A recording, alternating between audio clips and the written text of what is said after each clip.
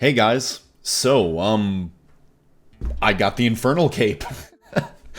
I didn't get it recorded, but I did manage to grab a screenshot of the moment that I killed Zuck. I'll put it up right here.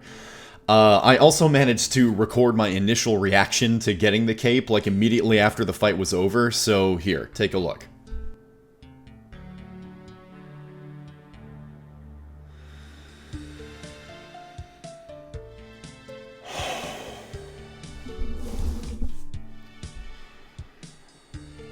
It's difficult to describe how I felt in that moment. Initially, I was disappointed in myself for not recording the kill. I was not expecting this attempt to be the one where I actually get the cape, so I just didn't think to record it.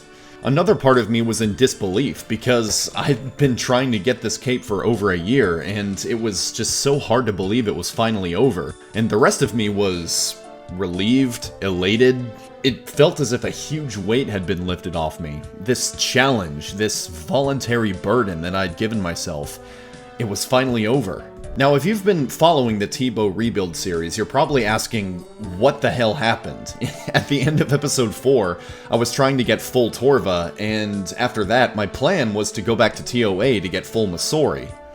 Well, the answer is, Matic happened. For those of you who don't know who Matic is, she's a moderator and a very active member of my small OSRS community over on my Discord server, so if you want to join, then there's an invite link in the description, just go ahead and click that. But she is basically the reason that I tossed aside my plans to go for Torva, then Masori, then go for the cape, and just go straight for the cape.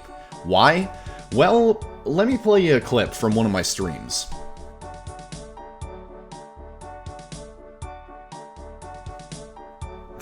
Well, I mean, you can, Matic.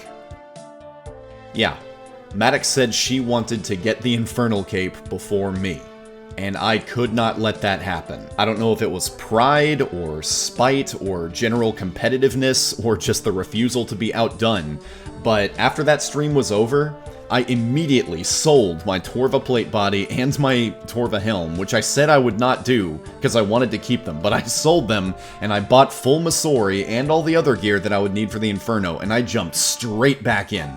For those of you who don't know, before I started the Tbow rebuild series, I did do many Inferno attempts, and I made it to Zuck quite a few times, but I never managed to beat him, and I just decided that if I wanted to have any better chance of beating the Inferno, then one, I needed to take a break, but also I wanted to be able to get myself some better gear so that I would just stand a better chance if I ever made it back to Zuck.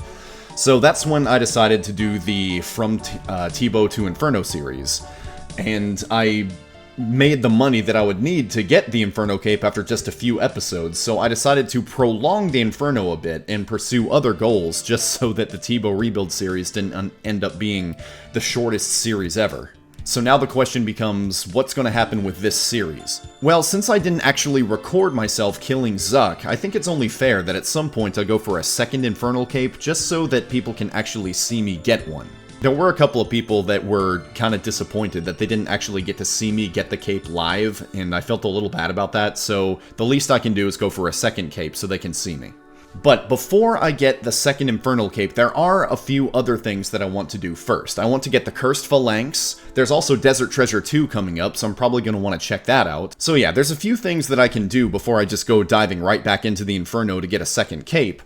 And actually, a little bit has happened already since I got the cape. I didn't want to sell my Masori, but I did want to get my Torva back. So, I decided that I was just going to go right back to Nex, and instead of stopping at 2500 like I initially planned to, I'm just going to keep going and going and going until I have full Torva. Then, we're going to go to TOA and get the Cursed Phalanx to upgrade the Fang.